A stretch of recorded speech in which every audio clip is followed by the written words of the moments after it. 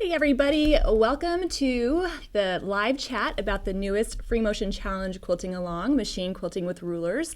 I'm so excited to be touching base with you today in a live chat, answering your questions and telling you all about the new exciting challenges coming up. So I do appreciate you taking the time to come visit with me and join me for this live chat. I haven't done it in a while and it's really nice to be back. So in this video, I kind of want to go over the new challenge. Since I've announced it, there's been a lot of questions coming up, so definitely want to go over that. So I guess it helps that there's video. There we go! Yay! Sorry about that. I'm really excited about this challenge. Ever since I've announced it about a week ago, there's been a lot of questions, and I definitely want to address those. So in the video, I'll be doing that. I will also be answering your questions and telling you about some new announcements, some new things that are coming down the road, which I think you are going to really, really like. And then plus, at the end, I will be taking your questions as well. So be thinking about those. You can put them in the chat area, and then if I don't get to them, I'll try to go back into the comments and answer them later. So a little bit hard to get to everybody's questions, but definitely I'm going to try to do the best that I can. So the newest challenge, I'm sure you know, is machine quilting with rulers. This is something that has been requested since the Free Motion Challenge began. But I will tell you, from my perspective, it's a little bit of a daunting thing to teach, because I'm always kind of thinking like, oh, there's a lot of content there. Quilting with rulers is so much fun, and it's great if you're brand new to quilting. It's also great if you've been quilting for a long time. It's definitely one of those skills that will just kind of grow with you. But it seems to have a lot of, nuances, a lot of things to go over. Well, once everything shut down, I realized, it's never going to be a better time than now to dive into this subject. So I'm really, really excited to get into it. First of all, let me just talk about the idea of what rulers we're going to use, because that's a very popular question. I didn't want to make the challenge specific to a certain ruler. My whole goal with the Free Motion Challenge from the time it began is I want to make it very accessible to everybody. I don't want it to be where you have to have all these things just to participate. So instead of focusing on one ruler, we're going to focus on a type of ruler. So we're going to talk about general rulers like straight edge and wavy, and we'll talk about those here in a second. But throughout the challenge, I will be sharing tips for picking out the perfect ruler for you. I'll share with you what I like to find in a ruler, and also kind of, give you some things to think about when finding your perfect fit. Because when it comes down to it, not every ruler is for every quilter. So it definitely makes it interesting when I'm trying to give advice. But the good news is I am the expert of my opinion, so I'm definitely glad to share it. All right, so first, let's kind of go over the challenge itself. Let me show you what we have in store. I've got some pictures to show you, and then I'll come back and answer some questions, and we'll go over new announcements. It's going to be great. Okay, so first, let's look at the schedule itself. The main thing that you're going to see that is different here is we have a live check-in every week now. In the past, I would do it every couple of weeks, but I think with rulers, since it brings up so many things, I definitely like to check in a little bit more. In fact, I'm going to be doing live chats every Thursday up through the end of the challenge. So even the next 2 weeks before the challenge starts, I'll still be popping in, and I'll share more about that when I talk about future things. So definitely more live check-ins.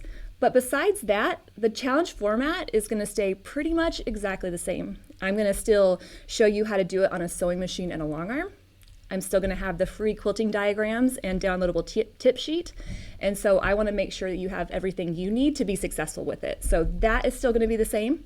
It's still going to be on YouTube, and you still can access the videos whenever you're ready to do it. So if you're in a busy place right now and you're thinking, I don't really have time, you can definitely come along when you're ready for it. So when you look at the schedule, you can see that we're kind of building off of the different types of rulers that we're going to go through.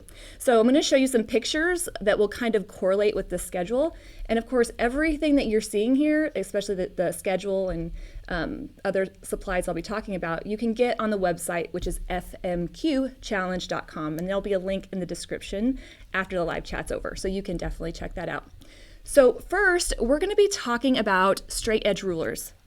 When it comes to quilting with straight edge rulers, that's the one I love to start with in my classes because it's, I think, the most versatile and easy to learn. the point of contact between your foot and the edge of the contact between the ruler and your foot doesn't change no matter where you are on the ruler. So it's a little bit easier to kind of navigate that trickiness. On the left, we're going to start with jumbled lines where we will learn a great design for bigger background areas. And we're going to talk about breaking it up into manageable chunks and making it easier to work with. Then we're going to talk a lot about echoing. I mean, echoing is a great way to, make a space smaller and easier to quilt. It's a great way to highlight an area.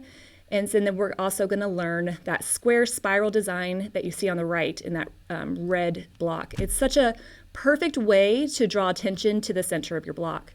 Now, each of these designs that I'll be teaching, I teach them because I love them, but they also have, particular takeaways. So even if you look at a design and you're thinking, I don't really like that design, well, first, don't tell me. You don't have to tell me that, but just know that practicing it will help. So in the square spiral, we're going to be learning diagonal lines and quilting diagonals with your straight edge. On that first jumbled lines design, we're going to be doing echoing and traveling. So some kind of different takeaways for those. Plus, we'll be doing dot-to-dot quilting, which is great because that will help us learn how to end on a point that we want to. How do you quilt that straight-ish line so that it ends at the corner of the block just like you want it to? That's what we'll be talking about through that section. So it's definitely going to be a lot of fun. But then after the straight edge rulers, we're going to move on to the wavy rulers. Now, I love wavy rulers. They're so fun because you can do a lot of different effects with just the same wave.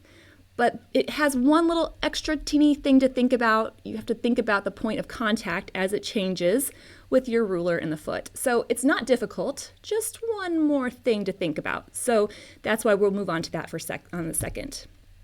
I'll share with you, what to look for in a wavy ruler, how to get those lines consistent. But then I'll also talk about how you can take a ruler that you have and create different effects, whether you're overlapping, echoing, offsetting, all these different kinds of things. So it's going to be a great lesson. So all you're going to need is any kind of wavy ruler for that.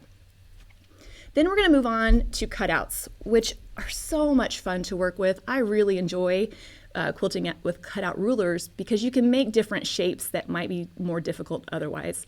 So we're going to be doing some leafy meanders and some starbursts, but really any ruler that you might have that has a cutout, and we'll talk more about this when it comes out, is going to be a lot of fun for that. But it's not even just how to use a ruler, not even just how to use a cutout ruler. It's how do we use the ruler to create designs that are really going to highlight your quilt. And so we'll talk about making motifs, and we'll talk about quilting them all in a row, making border designs and offsetting them. So a lot of really fun takeaways. So you're going to be learning a lot more than just how to use it. And then the last 3 weeks are going to kind of go through arcs, points, and curves. So we're going to talk about curved echoing, which can be a little tricky. We're going to talk about quilting arcs and making designs that have nice sharp points, which it can be a little trickier than you might think. And then we're going to talk about curves. So a lot of different examples, a lot of variations, but how you can use any curved or arced ruler that you might have to create these effects. And we'll talk about motifs, we'll talk about highlighting areas. It's going to be, really kind of getting into more, at this point, the abstract idea of designs, or more the technique, not just how to use a ruler, but why I would put a motif where I did and why I wouldn't. And then we're going to end with clamshells. And clamshells are one of those classic, basic designs, but it really can look super modern. So we'll talk about echoing and offsetting and doing orange peels and all that fun kind of thing. But we'll also talk about combining rulers. So on the left, I've combined some wavy rulers with some clamshells because it's a lot of fun to combine the rulers that you have to create different effects, especially when you have a lot of area to go through. So that's kind of what we're looking at as far as the challenge goes. And then every week, once the challenge starts, the tutorial video will come out. And then every Thursday, we'll touch base if you want. You can ask questions. I'll give any pointers or tips that maybe didn't make sense in the video, or just really kind of help connect and make sure that it makes sense to you all. So as far as the rulers go, I do have my own rulers that I've designed with Creative Grids. I love them because they have the black and white reference lines. They have the grip on the back, so you can definitely check out those. But if you go to my website, and I'll also link to the post in the description box below, I put together just a summary of each week and the ruler I'll be using and things to think of when you pick your rulers out. Again, I don't want you to put too much, stress. Don't stress over this too much because we're going to go into it a little bit more each week as well. So it's meant to give you freedom to decide, although I know that some people are like, just tell me which rulers I need. And so in that post, I kind of like, okay, if you need to know, get these, but you can use any that you have. So that's on my website as well. But again, I'll link to that as well. So we do, like every other challenge, I put together custom products for the challenge. Of course, they're optional. Again, you don't have to have anything to participate in the challenge. But I do create custom panels that I quilt on so that you could quilt along with me if you wanted. So those are available for sale. And if you have ordered, thank you. Those are in a pre-order status, but they should be shipping before too long. So don't worry if you haven't got yours yet. My crew has been doing an amazing job cutting and packaging, and we're going to be getting those out very shortly. So very exciting. And you can check out those, whether it's the panel, the borders, the backing, or the threads. So it's going to be a great time. Now let's talk about the supplies that you do need to participate in the challenge, right? So you don't have to have the panel, although it's nice. You don't have to have a certain kind of ruler, but you do need a ruler. But to participate, you do need a sewing machine, and you're going to need a ruler foot. Now, next week in the live chat, we're going to talk through troubleshooting common ruler frustrations. And one of those is kind of talking through the ruler foot. I'm sure most of you know, but if you don't, quilting with a ruler, most manufacturers have what's called a ruler foot. It's a higher profile foot that will keep your ruler from slipping over your foot and in between your needle and your fabric. And when that happens, then it breaks the needle and you pee your pants. I mean, it's not fun. I mean, I don't. Happened to a friend one time. Anyway, so you do want to get a ruler foot. If you're not sure, you have to check with your sewing machine manufacturer. But I will say now, most sewing machine manufacturers have that option. And there are some additional aftermarket ones that you can put on there. But if we're going to be really diving into this, you're going to really want a ruler foot. It's just going to give you a little bit more security when quilting around it. Now, that's if you're quilting with me on a sewing machine. If you're quilting with me on a long arm, you're definitely going to need your ruler base. And that just gives it a nice platform so that you don't get a wobbly ruler, and it kind of keeps your ruler safe as well. So you'll get that. And you'll just need a quilt sandwich or something to quilt along with. So gathering those supplies, then you'll be good to go. And of course, I'll have the blog post with different ruler suggestions. Best thing to do is just gather the ones that you might have, see if they work, and then we'll get started. So definitely going to be lots of fun. Another question that's come up is, not a whole lot, but kind of a little bit, is talking about high shank, low shank. I see a lot of people are kind of talking about that on the chat. And the shank has to do with the amount of clearance you have between the bed of your machine, your sewing machine, and the screw that holds your foot onto your shank. Good news, I'm going to have a little video coming out before the challenge where I talk about how we, manage that. And next week I'll be announcing some new products that I have that will work on low shank sewing machines. So you definitely have to check back in for that one. I know it's not very nice to tease, but there it is. So check with your machine, see what kind of ruler that you need. I will say, if you have a low shank machine, you can still work from two or three sides of the foot. So there are some workarounds. So for instance, if the screw that holds your foot on is in the back, you can still use your straight edge ruler on the side and on the front. So don't, if you've already got the rulers, just kind of play with them and see if it'll work. Unfortunately, every sewing machine is slightly different. Even brands have multiple things in between. So if you're not sure, you can definitely check on your sewing machine manufacturer's website and see what they suggest. So hope that helps for that. So we're going to start talking. I'm going to start looking through your questions here in just a little bit. I've got a couple that came up and I was going to answer those. But before I get to that, so you can start putting those in there, do want to tell you about some new things I have coming up. So there was a little bit of a break where I was relatively silent, but that's only because I've been getting some really fun things together. So first of all, if you missed the Midnight Quilt Show, I've got some exciting news. I'm going to be doing another series that's very Midnight Quilt Show-esque, but I'll be producing it this time, so it'll be on my YouTube channel. So the same kind of fun, hang out with me while I drink wine and make a quilt, but this time it's just going to be me in my space having a great time. So definitely stay tuned for more details about that. That'll be starting in November. I think you're going to love it. I've also talked about the weekly chats I'll be doing now through the end of the challenge. So every Thursday at 3 p.m. you can tune in and we'll talk about different topics. Like I said, next week's is going to be troubleshooting common ruler quilting frustrations. So we'll be kind of going over some different things from skip stitches to bobbles to hand position, just to kind of get you in the mood, kind of in the idea of, okay, we're going to be doing this here in a couple weeks. Let's see what it looks like. And so you can definitely check that out when that comes out. And then also I'll have, like I just said, some new products coming out that I'll be announcing next week that you'll be able to use with your low shank machines. So lots of fun stuff coming up. Okay, let's talk about questions. So this wasn't necessarily a question, but Susan said in the chat that she said she's hoping this challenge will help her get over her intimidation because her long arm is in her living room just sitting there waiting for her to use it. And the thing is, that's what's fun about challenges. That's what's fun about doing this together, because our brains will do difficult things if we don't have to do it by ourselves. So hopefully we can cheer each other on, kind of encourage each other, and you can definitely do that on the Facebook group. So if you want a little bit more interaction in between the episodes, you can check that out. Again, the link will be in the description box below after this chat's over, and you can join there. Also, posting pictures on social media is a really good way to encourage each other and have fun.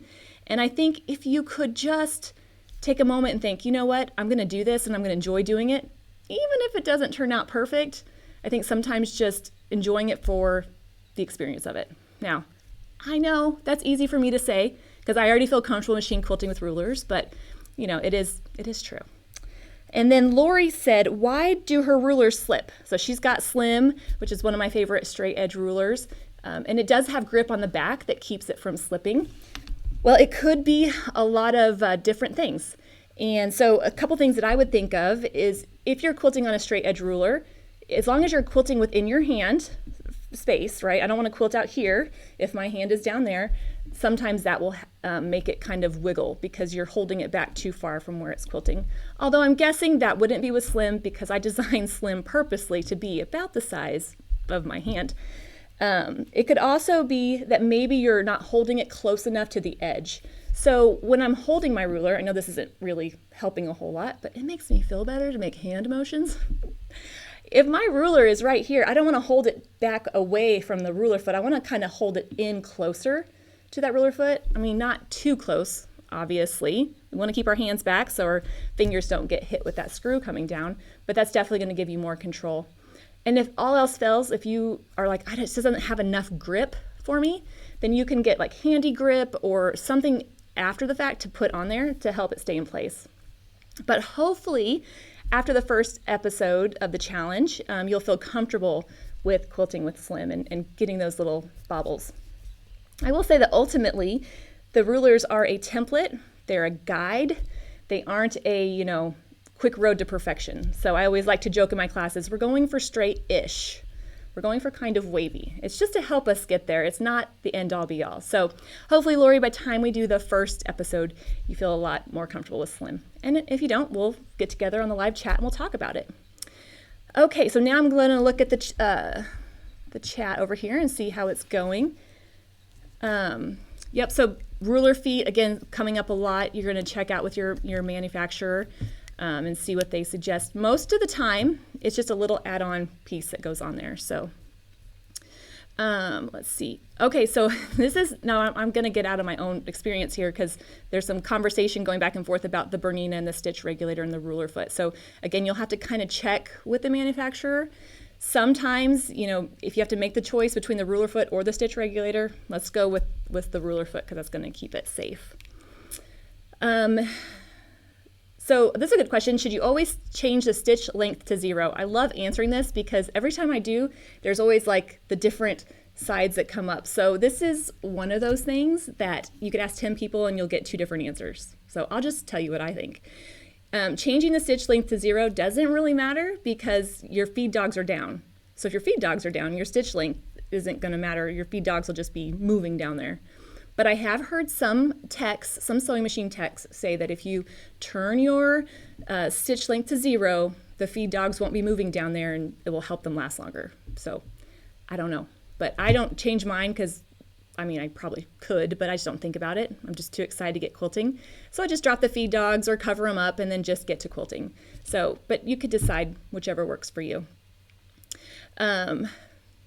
So Kim says she bought a long arm and never used it. A year ago, never used it. No judgment here, but yeah, let's get to using that. Using rulers on a long arm is just a little different than a sewing machine, and I'm going to help try to explain that difference. But ultimately, practice is going to help you get over that intimidation and have fun with it. So very, very good.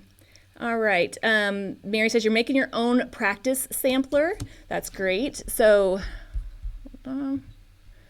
practice, if you're making a practice sampler, you just need some squares to fill in is the most important thing. Hold on a second. I'm blocking that. Oh, man. Sorry. You just need some squares to fill in. And honestly, with the challenge, the hardest thing, or with the panel, the most difficult thing I had with it was trying to design it where it looked really interesting, but still big blocks of space. So if you'll give yourself 12 or 15 inches square to fill in, you'll definitely have enough space to work with it. So you can do that. Okay, so this is a good one. I've done a lot of ruler work, but not a lot, or done a lot of FMQ, but not a lot of ruler work. I love to edge quilting. Will you be able to do this with rulers? For sure, yes. And what I love about ruler work is you can definitely start really easy and then just get more complicated as you wanted to. I will say the biggest struggle for me, because I went from working, free motion really first and then to my ruler work, is it's a little bit slower. So it's more particular. It's definitely more methodical, and that's great, right? Because these are the designs we're working with. So you'll just have to kind of get in your mind that it's going to take a little bit longer, and that's all right. But you can definitely use it for everything that you would do regular free motion. I mean, we're going to be seeing a lot of different stuff. We're going to be doing edge to edge. We're going to be doing blocks. We're going to be doing borders. We're going to be doing highlighting different areas. So you can definitely do all of that. So yeah, don't get too worried about that. All right, so I'm just kind of looking through the questions, see if there's any more. Oh, that's great. So Alice says, COVID forced her to finish a quilt all by herself. She grabbed her rulers and went for it. Terrifying and great. Hard to give the quilt away because you learn so much on it. Sometimes you just have to just jump in and say, like, let's see how it's going to work. Let's see how it goes. But the great thing about quilting, machine quilting in general, is when you get done, you still have a finished quilt. So it's a really good thing. And when you get done, and if you're thinking, oh, I don't love how that looked, I don't love what happened here, it doesn't matter. You still have a finished quilt. And you've learned something, right? You've learned either what to do next time or what not to do next time. And both of them are pretty good. So I'm glad that you jumped in and went for it, because I think that that's the best way that you get comfortable with it. Good question. So Tanya, good point. We talked about using grip to help the ruler stay in place, and she said she sprayed basting spray on the back of hers, which helped it stick a little bit more. Definitely a good option, and you can always, wash it right off. Oh, and then Pam, yes, sorry. So I do there for the challenge. There is the optional border panel. And that really came about because after the first panel, people were like, oh, I want borders. And so I thought it would be fun to design an optional border panel. And so I will be doing a bonus video on quilting the borders. So that will be fun. And so we'll definitely talk about that. Good question.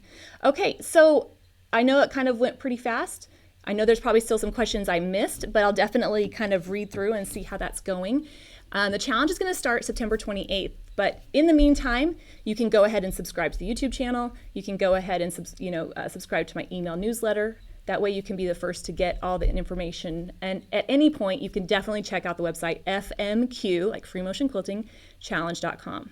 Now, I'll be back next Thursday, same time, and we're going to talk about those troubleshooting common frustrations. So I'm kind of excited to see if I can't help dispel some myths or some things where you think, oh, okay, that's what happened for me last time. I do want to tell you thank you so much for joining me and spending a few minutes with me today. I can't tell you how much I appreciate your support and attention, and we're going to have a lot of fun in this challenge. So hopefully you're as excited as I am. Well, until next week, I'll see you then. Happy quilting.